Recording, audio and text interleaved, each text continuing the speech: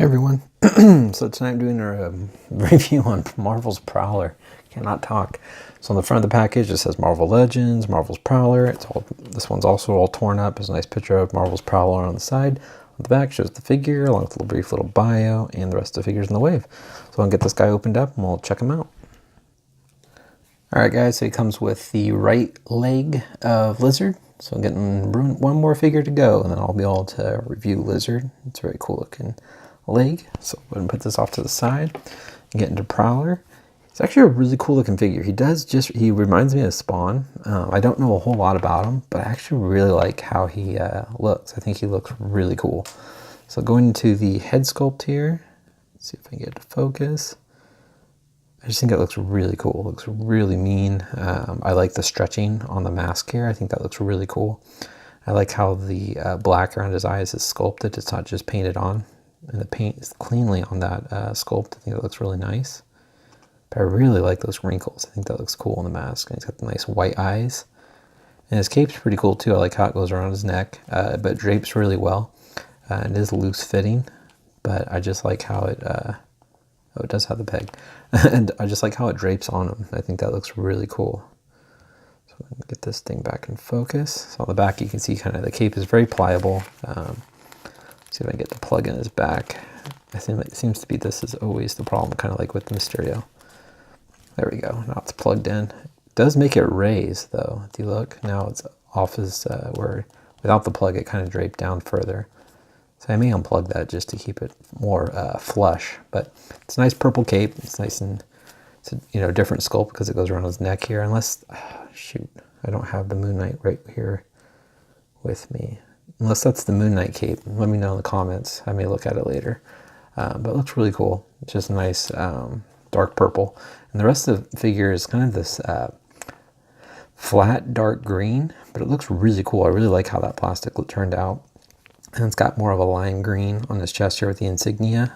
And then it's got the nice metallic purple gauntlets, which look really cool. And his hands are all spread out with the crazy looking claws here. Just looks really good. They're nice and metallic purple. I think that looks awesome.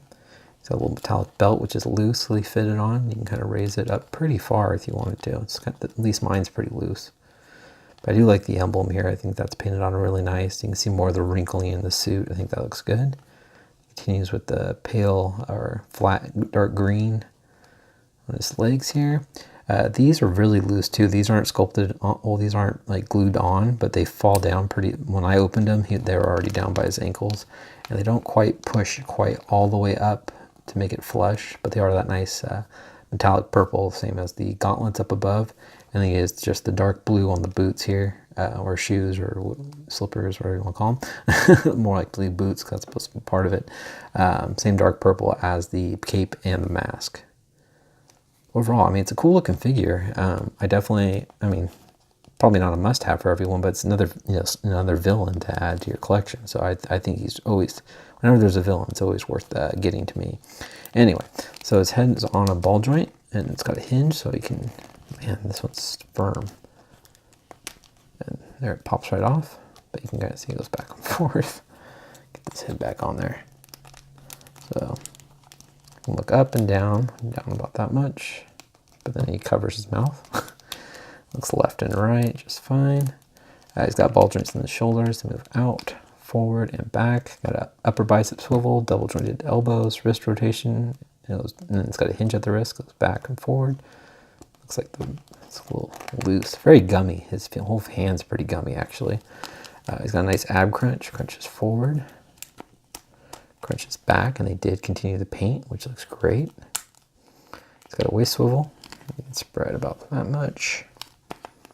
You can kick forward pretty high. It's got an upper thigh swivel, double jointed knees. There you go. There's that loose. You got a boot swivel, or boot swivel. Ankles move down, they move up. It does have a nice ankle rocker. And pegals at the bottom of his feet, excuse me. All right, I'll show you guys how tall Prowler is. All right, guys, so Prowler stands a little over 6 inches. Nope, 6 inches. We'll say 6 inches. And then here he is next to the Pizza Spider-Man, just so you can get a little size comparison. And yeah, I mean, it's a cool figure.